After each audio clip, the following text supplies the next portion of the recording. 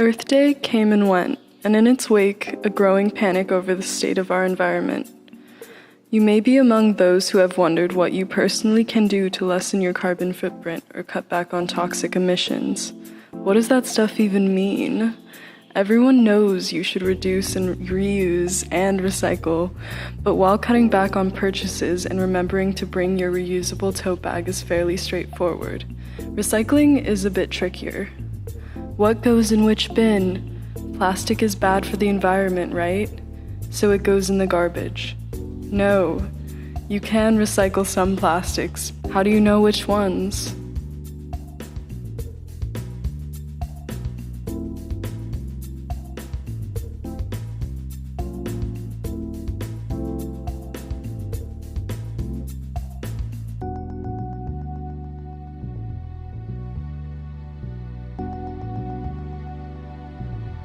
There is a system known as the Resin Identification Code, or R.I.C, featuring numbers that correspond to certain blends of plastics, effectively assigning a number to each type, and therefore which bin you can toss the empty container in.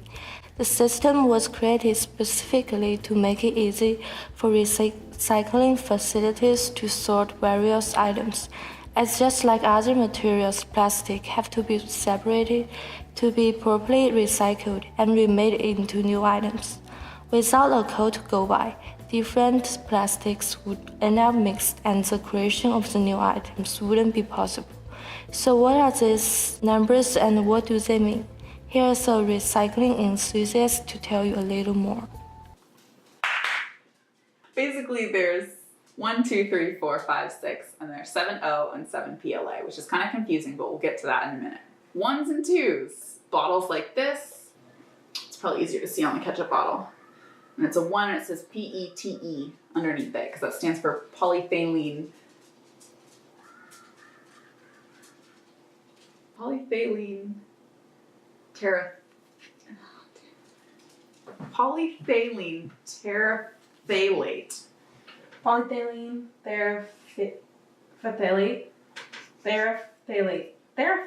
Polyphthalate terephthalate, which are your most recyclable plastics. And these things are plastic bottles. They can be remade into more plastic bottles. And the next one is, this is a number 2, which is a high density polyphthalate, HDPE. And these are the kind of things that, unless they're remade into plastic bottles that they already are, like your milk jugs, your peanut butter jars, that sort of thing. They can also be made into shampoo bottles, fleece, carpeting, any kind of plastic fibers, that sort of stuff. So they're easily recyclable. Number 3 are polyvinyl chlorides, PVC, so like PVC piping, vinyl piping. Your shower curtain is probably made out of PVC. 4s are low density polyphthalate, so like plastic wraps like this, pretty much your soft plastics. Plastic bags, plastic wraps, like disposable diapers, your straws, anything that's like a bendy plastic. These can be recycled, but not as easily, and certain recycling plants won't take them, so you have to check with your local recycling center and ask before you throw it in the bin. Number 5 is polypropylene, PP for short, also soft plastics like plastic straws, plastic bags, kitchen wraps, that sort of thing. Sometimes these things are remade into plastic items like charging cables and other electric goods, but not a lot of plants have the systems for breaking these things down, so that's why the plastic straw ban went into effect. People don't really want to have these in their lives anymore. Number 6 are your polystyrenes. That's your styrofoam that comes in, like, there's 2 forms of it. There's the foam stuff, which is your soft, like, cup of noodles cups, and there's the rigid forms, which are like CD cases and things like that. They're a little bit more rare, and they're sort of dying out because people are realizing that they actually have a chemical in them that can cause, like, genetic defects, birth defects, that kind of thing. So you might hear people talking about how they're worried about their cup of noodles leaching chemicals into their bloodstream. They're not lying. They're onto something. I think it's dangerous. Sounds dangerous. It's very dangerous. Number 7. Now there's 2 7s. 7O, which is 7 other, which is your mixed plastics. So things like this, that on the inside, you know, it's got that shiny metallic look, like your candy bar wrappers. A lot of the kind of wrapping that your medication will come in is a mixed resin, and these cannot be recycled because once they're bonded with these sorts of like, once it's this, it's this forever. So it's not recyclable. 7s are to be avoided at all costs. And they also contain this great chemical that's known as BPA, which is bisphenol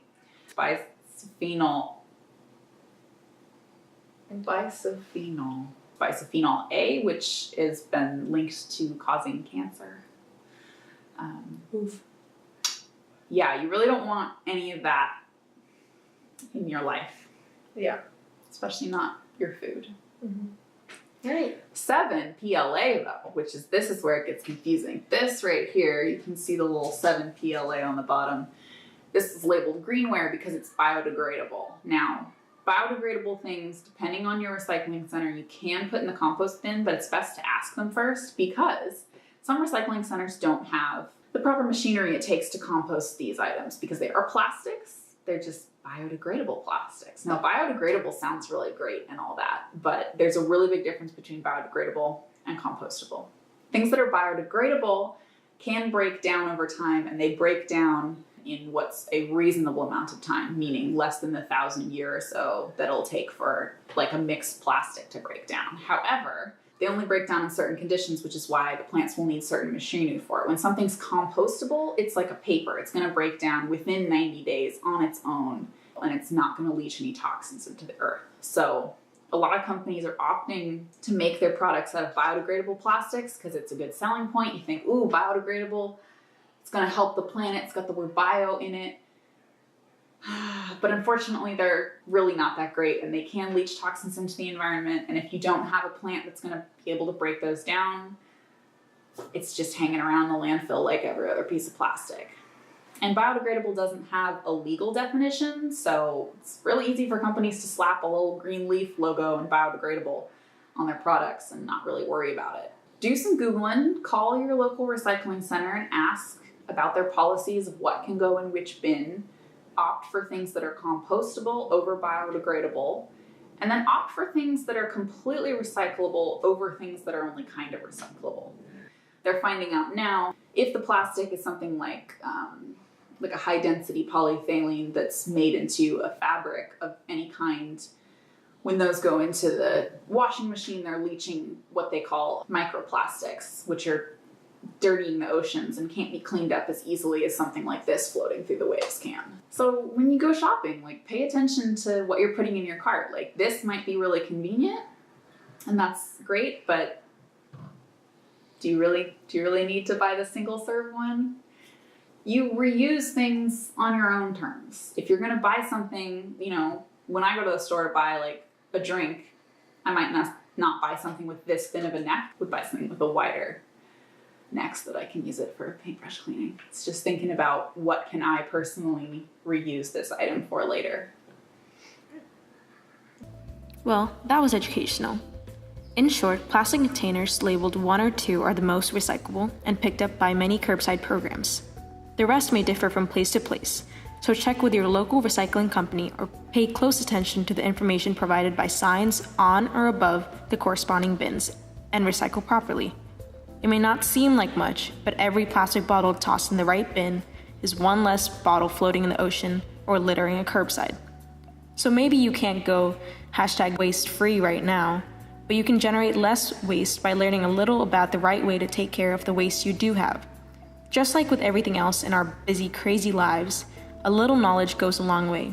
So get curious, do some Googling, educate yourself on how to make reducing, reusing, and recycling a little easier. That way, among the growing fears of oceans filled with more plastic than fish, you too can become a beacon of hope and eco-friendly enthusiasm, and we can all help each other to be a little more green.